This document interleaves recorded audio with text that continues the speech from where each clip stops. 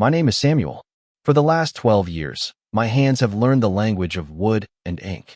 By day, I'm a graphic designer for a small, quiet publishing house, arranging words and images into neat, pleasing forms. But my true self lives in the evenings and on weekends, in the scent of graphite and the patient scratching of my pen against thick paper. I draw old buildings, the forgotten lighthouses along the coast, the peeling facades of waterfront warehouses, the quiet dignity of stone churches. I find a soul in their solitude, a story in their decay. It's a quiet life, the one I've built, and for a long time, it was a good one. I've been married to Clara for 10 years. When we met, she was a whirlwind of brilliant energy. She worked in corporate strategy for a tech firm called Meridian Dynamics, and she spoke about market shares and growth potential with a passion I usually reserve for the quality of light on a crumbling brick wall. I was drawn to her fire, to the way she moved through the world with such certainty.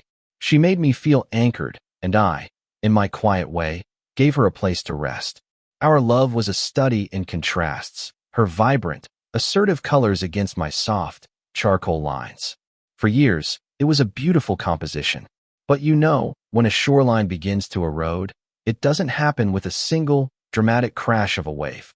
It happens grain by grain.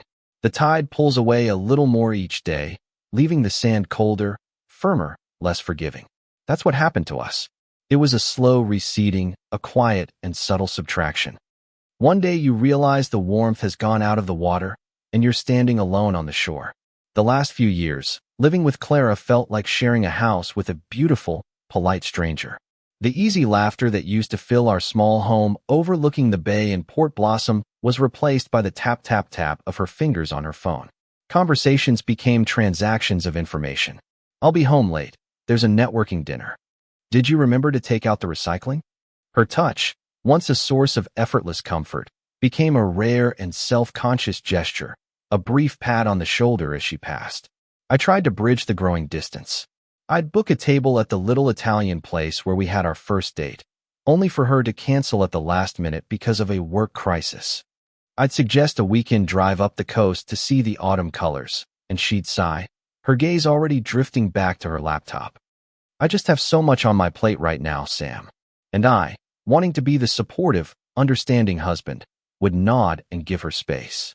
I gave her acres of it, until I looked around one day and realized I was living in an empty field. She started spending more and more time with her colleagues, a vibrant, ambitious crowd I never quite felt a part of. I trusted her, I truly did. It wasn't about infidelity. It was about relevance. I began to feel I was no longer relevant to the story she was writing for herself. When I'd offer to join, she'd give me a small, placating smile. "Oh, it's just boring work stuff, darling. You'd be so bored." Each time, I'd smile back, a hollow echo in my chest, and pretend it didn't feel like a door quietly closing in my face. Then came the summer party. It was an annual event hosted by one of the senior partners at her firm, a lavish affair at a sprawling, modern house perched on the cliffs overlooking the sea. Clara mentioned it casually, her tone as breezy as if she were asking if I needed anything from the store. "Daniel's party is on Saturday. It would be good for you to come." It wasn't an invitation, it was a directive, a social obligation she had to fulfill, and I was part of the required ensemble. Still, a foolish, stubborn hope flickered within me. I thought, maybe this time, maybe surrounded by the sea and the music, I'll find the woman I married. I bought a new linen shirt, got a fresh haircut, and picked up a bottle of aged whiskey for the host. I wanted to feel like I belonged beside her. She looked breathtaking. She wore a simple, elegant navy dress that shimmered like the evening water, her hair swept up in a way that exposed the graceful line of her neck. As we drove along the winding coastal road, I reached across the console and took her hand. "You look beautiful, Clara." She gave my fingers a quick squeeze, her eyes fixed on the road. "Thanks." It was the kind of thanks you give a barista who spells your name right. Polite, impersonal, and instantly forgotten. The moment we stepped through the door, she was gone. Not physically, but her spirit detached from mine as if she'd shed a heavy coat. She lit up, her voice ringing with laughter as she hugged colleagues and air-kissed cheeks. She moved through the crowd with the effortless grace of a ship sailing into its home port. I stood beside her, holding the bottle of whiskey like a strange, useless anchor, as she launched into an animated story with a group of people. She never turned to me. She never said, "And this is my husband, Samuel." I was just a shadow tethered to her light. After a few minutes of standing there, feeling my smile grow stiff and unnatural, she simply drifted away, absorbed into another conversation circle without a backward glance. I found a spot on the edge of a wide stone terrace, the cool salt spray misting my face. I watched the party through the floor-to-ceiling glass walls, a silent observer of a life I was supposed to be a part of. I saw Clara laughing, her head thrown back, her hand resting casually on another man's arm as he spoke. She looked vibrant, happy, and utterly single. The ache in my chest wasn't anger or jealousy. It was a profound and desolate emptiness, the feeling of having been carefully and completely erased. I had become a footnote in my own life. And then, a quiet voice beside me said, "It's a beautiful view, isn't it? The way the fog settles over the distant islands." I turned. A woman with kind, intelligent eyes and hair the color of warm honey stood there, holding a glass of white wine. I recognized her vaguely from a company Christmas dinner years ago. Alara, I thought her name was. She worked in a different department from Clara. "It is," I managed, my voice feeling rusty. She looked from the sea to me, a gentle, perceptive gaze. "Are you all right?" she asked, her tone free of pity, full of genuine curiosity. "You've been standing out here by yourself for nearly an hour. It's a bit chilly." I gave a bitter little laugh. "Just getting some air." She nodded, leaning against the railing beside me. "Clara is a force of nature when she's in her element, isn't she?" The way she said it was observational, not critical, but I heard the unspoken subtext. "And this is her element, not yours." "She's working the room," I said, the words tasting like ash. Alara took a small sip of her wine. "She's pretending she doesn't have a husband," she said, so softly it was almost carried away by the breeze. My head snapped toward her, shocked by her candor. She just offered a small, apologetic shrug. "I'm sorry, that was blunt. But I hate seeing good people made to feel invisible." I didn't know how to respond. To be seen so clearly, so suddenly, by a stranger was both a relief and a new kind of pain. Before I could find the words, a slow, soulful song from decades past drifted out from the house. Otis Redding, I think. Alara set her glass down on the railing. "Dance with me, Samuel," she said. It wasn't a challenge or a flirtation. It was a simple, human offering. I was so taken aback I just stared. "Here. Why not?" she said with a small smile. "It's a good song." She didn't wait for my answer. She simply held out her hand. After a moment's hesitation, I took it. Her hand was warm, her grip gentle but firm. We swayed slowly there on the stone terrace, 2 feet from the edge of the party, the sound of the sea a quiet counterpoint to the music. We didn't speak. We just moved together, 2 strangers sharing a moment of quiet grace. Through the glass, I saw Clara. She was mid-laugh with her boss, Daniel, and her eyes found mine. The laughter died on her lips. Her smile didn't just fade. It froze, cracking like thin ice. A flicker of something annoyance, confusion, possession, crossed her face before she turned away abruptly, her back a rigid line. In that instant, something inside me shifted. Not with a roar, but with a quiet, decisive click, like a lock finding its key. It wasn't about revenge. It wasn't about making her jealous. It was the sudden, startling realization that my invisibility had been a choice hers. And the only reason I had become visible again was because I was reflecting someone else's light. The kindness of a near stranger had done what a decade of my devotion could not. It had made me appear. The rest of the night was a blur. The dance lasted only for the length of the song. We exchanged a few more pleasantries, and then Alara excused herself and melted back into the party. The moment, however, lingered. It had reminded me that I existed, that I was a person worthy of a simple, kind gesture. The drive home was wrapped in a heavy, suffocating silence. Clara stared out her window, the city lights reflecting in her eyes, but I knew she wasn't seeing them. She was miles away, in a world where I was no longer invited. But for the first time, I wasn't trying to find the road back to her. I was beginning to look for my own. After that night on the terrace, the quiet erosion in our marriage accelerated into a silent landslide. I didn't come home from the party and demand answers or start a fight. The shift was deeper, more internal. The spell that had held me captive for so long, the belief that my happiness was contingent on hers, that my worth was measured by her attention was broken. I still loved the memory of the woman I married, but I was beginning to realize that memories can't keep you warm at night. A few days later, a message appeared on my professional networking profile. It was from Alara. "Samuel, I hope my forwardness at the party didn't cause any trouble. You looked like you were carrying the weight of the world on your shoulders, and I just wanted to offer a moment of levity." Her words struck me with their simple decency. "Not at all," I replied. "Thank you for the dance." It was a moment of grace I didn't know I needed. We exchanged a few more messages over the following weeks. They were never inappropriate, never flirtatious.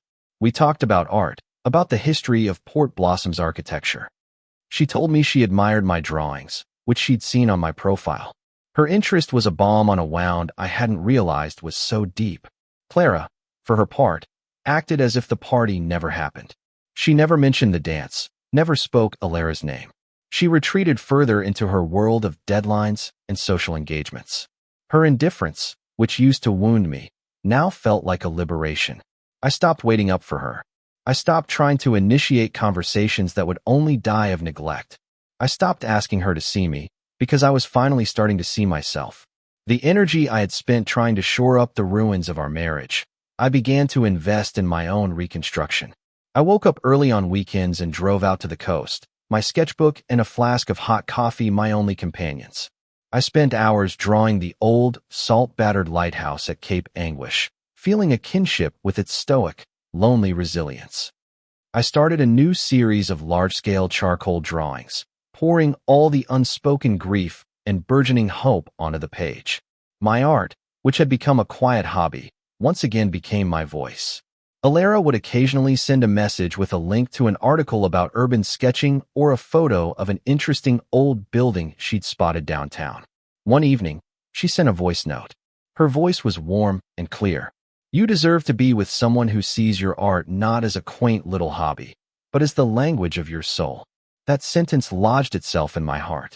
It was precisely what I needed to hear, a validation of the part of me Clara had subtly, consistently dismissed for years. The true turning point came a few weeks later. We were messaging about a new biography of a painter we both admired when Alara grew quiet for a moment. Then, a new message appeared. "Samuel, this is probably out of line, but something has been bothering me. The other day at lunch, a few people were talking about their partners' jobs. Clara mentioned your design work. She referred to you as her artistic husband, but the tone. She rolled her eyes. She said something like, 'He's happy in his little world of fonts and sketches. Thank God. It keeps him occupied.' It was played off as a joke, but it felt so belittling. I'm sorry. I just felt you should know how your light is being presented when you're not in the room." Reading those words was like having the air punched from my lungs. I had felt the chill of her disregard for years, but hearing it articulated, knowing that she was painting me as this small, pathetic man to her colleagues, it was a different kind of devastation. It wasn't just a lack of love. It was a profound lack of respect. And without respect, love is just a ghost haunting an empty house. That night, I sat in my studio, the half-finished drawing of the lighthouse before me. Clara was out at another late-night, team-building event. The house was silent except for the distant cry of a foghorn from the bay. And for the first time in years, I wept. Not for the loss of her love, but for the loss of myself. I cried for the man who had so willingly dimmed his own light to keep from inconveniencing hers. I grieved for the years I had spent seeking validation from someone who saw my soul as a mere pastime. But that grief was cleansing, like a storm that washes the air clean. When the tears subsided, a quiet resolve had settled in its place. I didn't need to fix this. I didn't need to fight for her respect. I needed to reclaim my own. From that day on, I moved with a new purpose. My quietness was no longer a symptom of sadness, but a sign of strength. I was building a life wrapped in silence. When Clara would ask, with a hint of irritation, "Why are you being so distant lately?" I would simply reply, "I'm not. I'm just focused." And I was. I was focused on my art, on my well-being, on my exit plan. The final act came on a crisp autumn evening. It was a charity gala her company was sponsoring, held in a rooftop conservatory downtown. Clara didn't ask if I wanted to go. She informed me of the dress code. As I knotted my tie in the mirror, I saw my own eyes looking back at me, and for the first time in a long time, they looked clear. The event was a repeat performance of the summer party, just with more champagne and less fresh air. Clara was in her element, a dazzling social butterfly. She left me by the entrance as she went to greet the CEO. But this time, I didn't feel the familiar sting of abandonment. I felt a calm, serene detachment. I ordered a sparkling water and found a quiet bench near a wall of orchids, simply observing. About an hour into the evening, I saw Alara. She was there with a friend. Our eyes met across the crowded room, and she gave me a small, encouraging nod. A little while later, she made her way over to my quiet corner. "Hiding out again?" she asked gently. "Not hiding," I replied, a genuine smile touching my lips. "Observing. There's a difference." We talked for a while, about her work, about my new series of drawings. The conversation was easy, a comfortable refuge in the sea of noise. It felt like talking to an old friend. Then, Clara appeared. Her smile was a tight, brittle thing. Her eyes darted between me and Alara, glittering with an emotion I couldn't quite name: annoyance, suspicion, ownership. "There you are," she said to me, her voice sharp. "I've been looking for you." I looked at her, my heart perfectly still.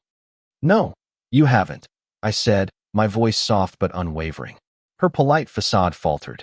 "I didn't think you'd spend the whole night sulking in a corner with company." The jab was aimed at Alara, but I was the one who intercepted it. "I'm not sulking, Clara," I said, standing up to face her. "I'm done pretending." Her eyes narrowed. "Pretending what?" The words came not from a place of anger, but from a place of deep, settled truth. "I'm done pretending that this is a partnership. I'm done being treated like an accessory you're vaguely embarrassed by. I'm done having the things that give my life meaning be the punchline to your jokes."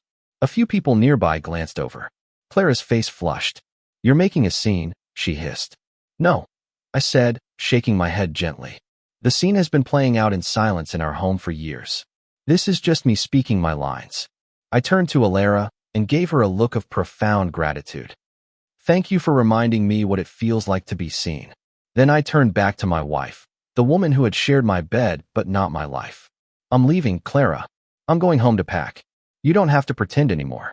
You're free to be the star of your own show." "You're being ridiculous," she sputtered, a flicker of panic in her eyes now. "Overreacting." I leaned in, not with menace, but with a final, heartbreaking intimacy. "No, I was overreacting when I'd lie awake at night wondering what I did wrong. I was overreacting when I'd try to plan a perfect evening just to earn a moment of your attention. This," I said, gesturing to the space between us, "this is just me choosing peace over performance." And with that, I turned and walked away. I didn't storm out. I didn't look back. I walked calmly through the glittering crowd, out of the conservatory, and into the cool, clean night air. The days that followed were filled with a strange and wonderful quiet. I found a small apartment in an older building with a view of the shipping lanes. I spent my mornings sketching the tugboats and my evenings reading. Clara sent a flurry of texts, first angry, then confused, then pleading. She left a long, rambling voicemail filled with apologies that sounded more like excuses. A part of me, the old, wounded Samuel, felt a pang of sympathy. But the new me, the one who had learned his own worth, knew that her regret was for the disruption of her comfortable arrangement, not for the slow crushing of my spirit. I never replied, not out of spite, but because there was nothing left to say. My dance with Alara hadn't been the start of a new romance. It had been the start of my own resurrection. She was a catalyst, a kind soul who held up a mirror and allowed me to see myself clearly for the first time in years. Our paths may or may not cross again. It doesn't matter. Her gift was not one of affection, but of perspective. This morning, I woke before dawn. I sat by my window with my sketchbook, and as the sun began to rise, it cast a warm, golden light across the water, turning the gray waves to liquid honey. I picked up my pen and began to draw, my hand steady, my heart full. I was no longer drawing lonely, resilient things. I was drawing the beginning of a new day, and it was all mine.